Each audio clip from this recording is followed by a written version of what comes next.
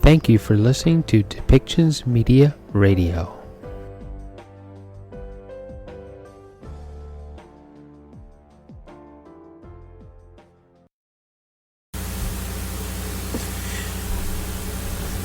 Non-communicable diseases and mental health illnesses have taken a hit.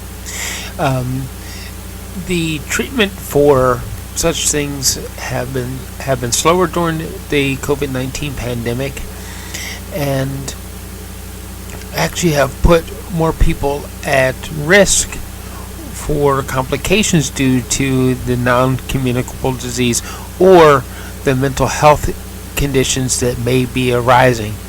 Depression, especially among women, is on the rise. Other conditions that are very easily treated and controlled, such as diabetes, in North and South America, have tended to go more out of control. One, due to fear of going to a hospital for whatever needed treatment for side conditions such as acidosis, or even the availability in lesser developed countries of insulin and other medications to help control high blood pressure and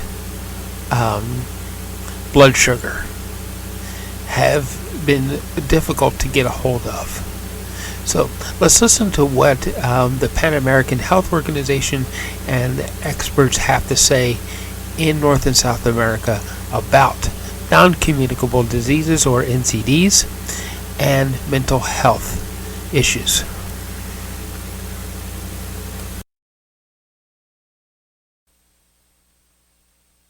Workers adopting some of the innovations we've seen in digital health during the pandemic, we can really increase the capacity of health systems to outreach into communities and to begin to address the enormous burden of NCDs throughout the region. A strong first level of care can also assist in the rapid recuperation of lost public health gains, while constituting also a fundamental investment in the future health of people and communities, and also in the resilience of future health systems. The last line of action is so critical. It really relates to public financing, not just in health, but also in social protection, including for actions to address the social, environmental, and economic determinants of health. We are very aware of the precarious economic outlook for the region of the Americas, and within this context, it will be a challenge for countries to sustain and increase public financing in health. And so we will continue to work with countries to adopt the necessary mechanisms and processes to continue to allocate sufficient resources, public resources in health, while ensuring the necessary efficiencies that are so needed. Aligned with this will be a call to increase investments to develop capacities in the essential public health functions, but also in those functions related to IHR compliance and disaster risk reduction and management. Investments in the first level of care have to be prioritized. Coming back to the Primary Healthcare Compact, where we allocate at least 30% of the total public health expenditure to the first level. And we need to continue to work with countries to examine within this precarious economic outlook the necessary fiscal space and pooling, the capacities of planning and financial management for health systems to improve efficiency and to reduce the segmentation of financing. Finally, intersectoral action. I think we've heard across all presentations, intersectoral action is going to be key to support health, social, and public financing functions, and to address the broader social, economic, social, environmental, and economic determinants of health. I will leave it there. Thanks very much, Savannah, and congratulations to all participating in this event. Wonderful. Thank you very much, Dr. Fitzgerald, for these reflections and emphasizing the importance of governance of a health system, the essential public health functions, and a focus on first level of care, especially to improve outcomes for people living with NCDs. So this concludes the formal part of the presentations of our webinar, and we really hope that you've gained a deeper understanding and appreciation for the impact that COVID-19 has had on people living with NCDs and what can be done from a health system strengthening perspective to improve NCD services, as well as some examples from the region on what is currently going on. And I'm certain that a lot of these presentations has sparked among you, our audience, our listeners, some questions and comments. So I invite you, if you haven't already done so, to place your questions in the Q&A box in the Zoom platform. You can find that at the bottom of the Zoom screen where it says Q&A, and simply type your questions in English or Spanish. And we'd like to start a conversation with you now to hear a little bit more from your perspective, from your experience, from where you're sitting. How can health systems and services be improved to strengthen services for people living with NCDs and ensure continuity of care, especially during this COVID-19 pandemic? So I invite you again, please write your comments or questions in the Zoom, and I will be managing those and directing the questions appropriately. And so while we're waiting for people to add their questions and comments, some people already have, which is really nice. Thank you. They've already jumped the gun. So one of the comments that has been made and questions from Karen Kinder is around investments in health. We've heard that in perhaps each of the presentations, and we know that one of the building blocks of health system strengthening is around financing the health systems and services. And so the question that Karen asks is, investment in what? Is it better to invest in public health functions, or better to invest in primary care, or what specifically to improve, especially NCD care? So that's a question that I'd like to pose to all panel members, because I think we all bring our perspective and our views. And I'd like to start perhaps with Dr. Hennis to reflect a little bit on investment. Yes, fine. Thank you so much, Silvana. Now, I think everyone gets worried about what does investment mean. We have very clear perspectives that we should invest 6% of public funding to the health sector. And then again, after that, what happens next? And I think James Fitzgerald just gave us a very clear idea that 30% of the investment should go to primary, first level of care. What does investment mean? It means financial, it means currency, hard cash, and then the distribution of hard cash depending in terms of what the actual health needs are, what are the priorities of the health system, and then again in terms of investment in terms of training, investment in terms of infrastructure. We heard some very clear perspectives from Dr. Tufton, the Honourable Minister from Jamaica, about investing in infrastructure and hospitals and clinics, etc. So there are very many different investment needs. So it's not a question that one can say simply, if you have this amount of money, you need to get this amount of money, you need to put it here or there. That is going to be a very specific issue depending on what the country priorities are, what the country needs are. And even in terms of investment, it's also the context of investment in terms of regulatory frameworks. And it was very refreshing to hear that stated again about looking at the causes, the underpinning causes of NCDs. So you may invest a lot into a health system to provide care, but if your patients then leave the clinic and go and smoke and eat junk food and drink sugar-sweetened beverages and alcohol, that investment is wasted. So it's going to take a whole of society, whole of government approach, and a significant degree of governance in terms of making sure that all the systems interdigitate to provide the response that you need. So I've said a lot, but really the bottom line is there's no one-size-fits-all formula for the investment. That's going to be very, very specific depending on what the priorities are, depending on what the needs are, depending on the populations that you're serving. Hope that is helpful. Thank you. Thank you very much, Dr. Hennis. I'd like to hear now reflections from the Minister of Health of Jamaica on the investments. I know you have extensive experience and debate in the country on this question. Over to you, Minister Tufton.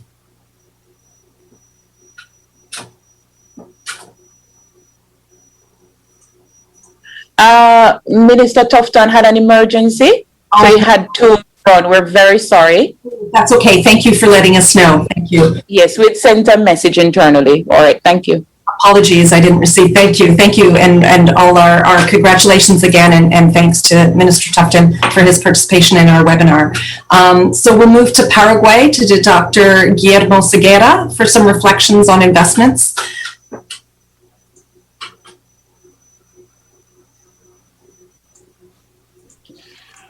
Sí, en nuestro país para el proceso. Here in Paraguay, in terms of chronic disease, this is something we've been working on since 2013, 2014. And in our planning, we included control of chronic disease, but the pandemic represented a shock for us, and it caused us to stand on standby for a couple of months. But I think that the pandemic has really led us to focus on chronic disease, not only in terms of care or infrastructure or greater care, but in terms of our objectives too. We're looking at lifestyle. We have very interesting indicators where a lot of people have stopped smoking, for example. There are indicators from last year and this year, and we see that smokers have either stopped smoking or are smoking less. Also, regarding physical activity, we have some interesting indicators showing that physical activity last year didn't change all that much, but this year, people are taking physical activity very seriously. They see it as a way of living a more healthy lifestyle. Now, we have shared preliminary reports on improved lifestyle for a large part of the population, and that is essential. It goes beyond just paying for more infrastructure or having very good care protocols. We keep those up to date. But it's important that our people understand that the battle against chronic disease is a battle that is waged by the community, and it's closely related to lifestyle. Otherwise, the need for investment would know no limits. So it's very interesting. And the IDB, over to you, Dr. Regalia, for some reflections on investment in primary care versus public health and what some of the options are.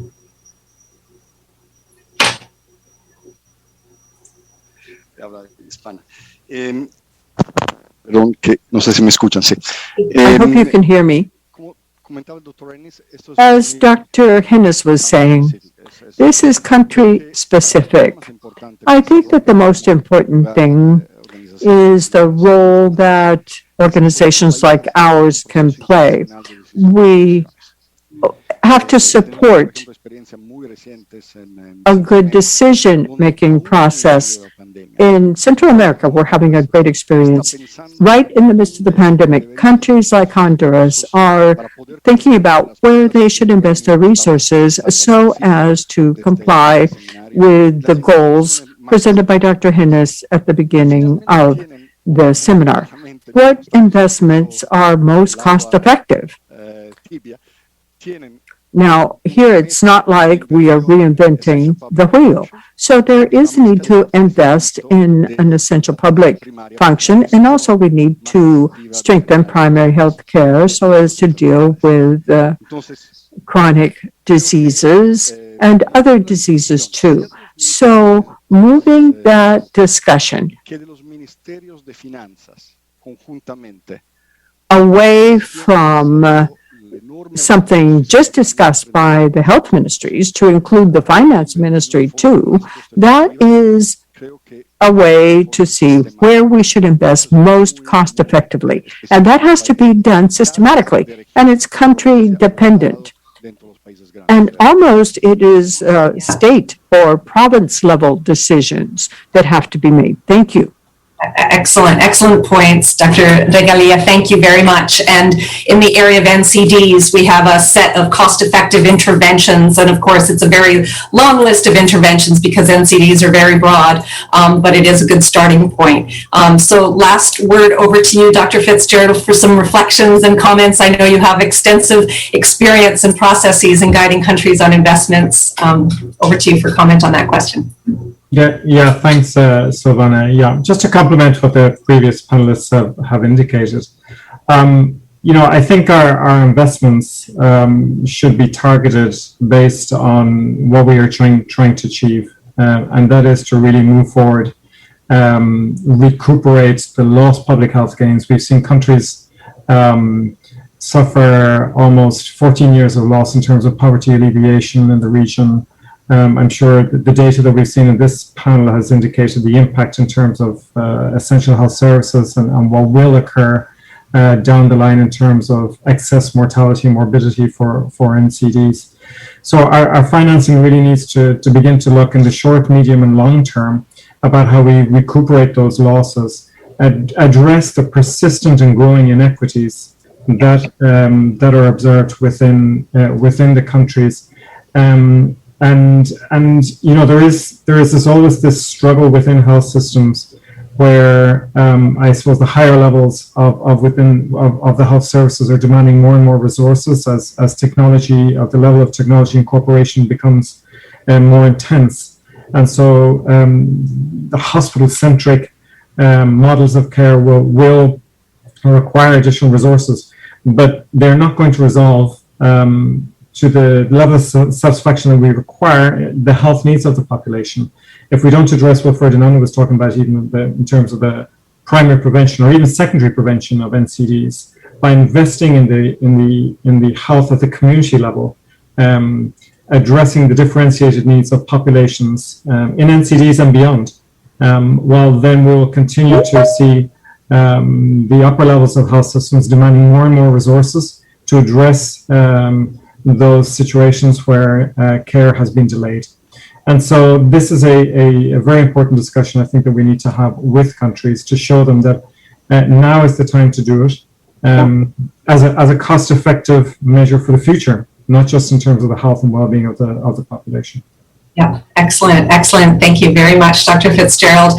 And so we'll conclude with one last question, which I think has been highlighted in several of the presentations. And this comes from Mark Barone, a strong collaborator of ours and participant in some of our work on NCDs. And he asks, what would the panelists recommend on engaging private sector in partnerships with the public sector and civil society to overcome the challenges that we're facing now, that is to improve NCD services during the time of COVID?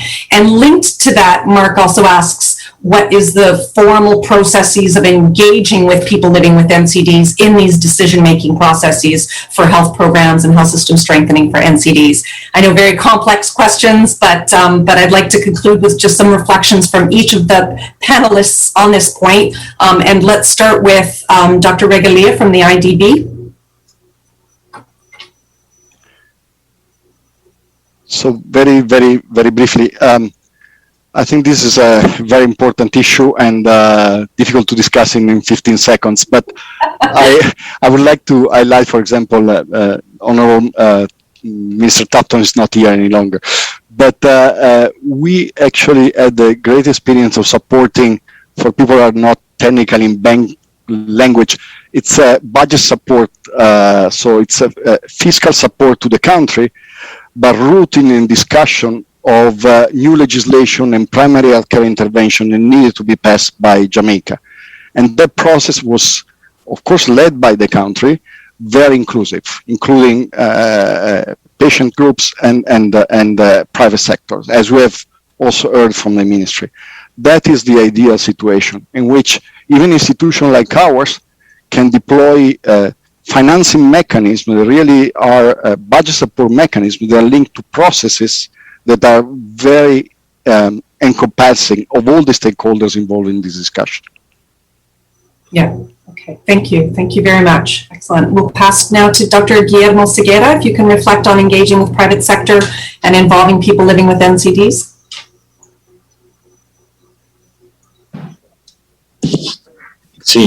Yes. Well, with the private sector, we still have an enormous gap with the non-communicable diseases from public health, from the public sector, and the articulation with the private sector. There's an enormous gap, mainly in the urban centers.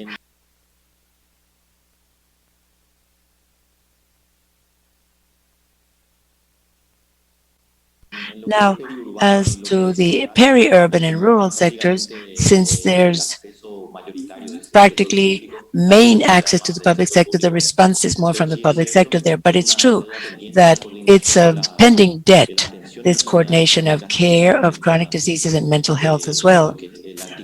The harmonization with the private sector, there are partnerships, there are many projects on paper, there are discussion tables, there are interdisciplinary groups where at least we've tried to come to a consensus on protocols and management guides and things like that. But the private sector,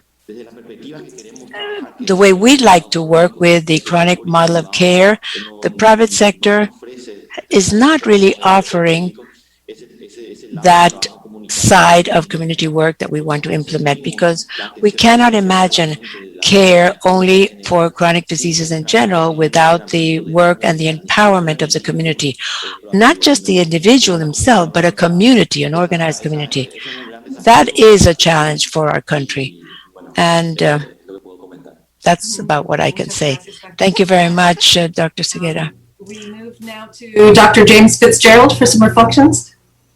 Yeah, thanks, Savannah. This is a really complex question, but if we look to see what's actually happened during the pandemic, we see that a number of countries have really successfully mobilized the participation of the private sector in the collective response. And this, I think, is the way it should be.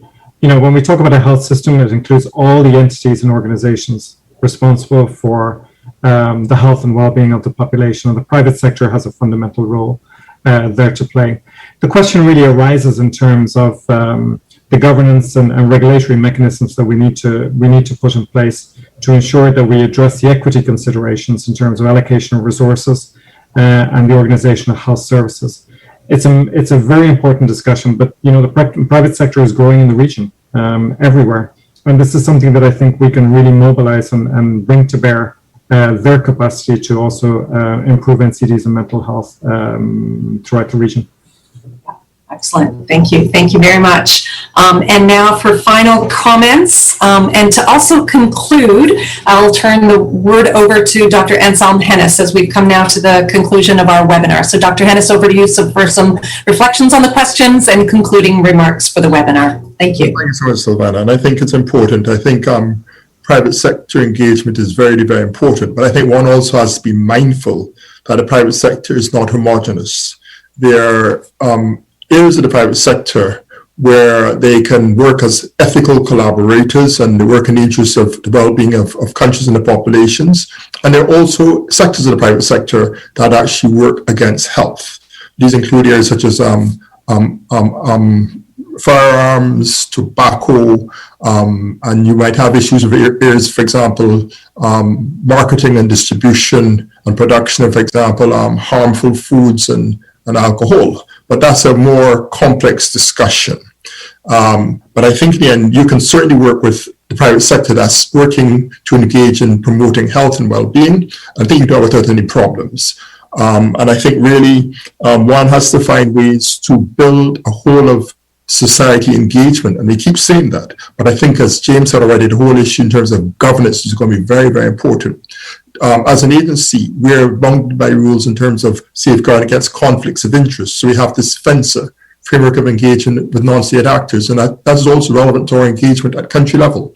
And I think quite often too, there are mixed messages when governments and ministries, on the one hand, take a position, but do something which is totally at odds with the position in terms of the interests of health.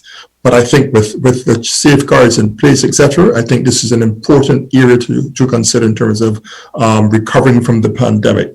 And very definitely, one needs to have persons with non-communicable diseases at the table and in the discussion-making process. So on that note, I really wish to thank all of our presenters, representatives, the ministry, representatives from the Ministry of Health of Jamaica, the Honorable Dr.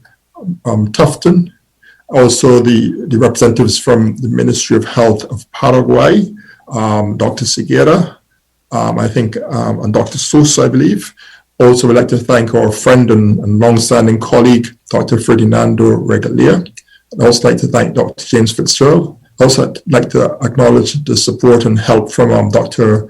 Barbosa, who gave the welcome remarks. And of course, I'd like to thank Silvana for moderating it and the team that was supporting the effort to bring this all together. And of course, I'd like to thank each and every one of you, the participants, who, without your help, this would not have been possible. And I think this has opened a space for further engagement about how we strengthen our health systems in the recovery phase post the pandemic and during the latter stages of the pandemic, we hope. So again, thank you very much. Indeed, a pleasure to have you all. I look forward to continue the discussions. Thanks again, and goodbye from all of us. Thank you. Thank you. Bye-bye. Thanks. Thank you for listening today, and thank you for supporting us with our sponsors. Please go to depictions.media for more information, and click on our contact link and let us know how we can help bring your story and help bring us to a better world.